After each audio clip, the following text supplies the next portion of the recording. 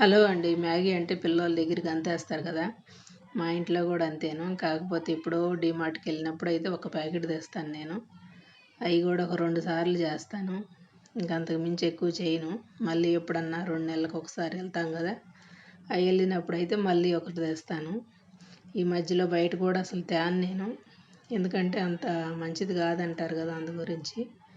ఇంక వాళ్ళకి చేసినప్పుడు నేను కూడా కొద్దిగా తింటాను. చూస్తా ఊరుకోలేం కదా మనం కూడా. ఇంకా అది అలాగా టెంప్ట్ అయిపోతాం అన్నమాట. ఇంక మ్యాగీ అయితే టమాటా, ఉల్లిగడ్డ, పచ్చిమిర్చి వేసి చేశాను. క్యారెట్లు వేస్తే ఇంక మా పిల్ల అయితే నాకొద్దు నువ్వే తినని చెప్పిద్ది.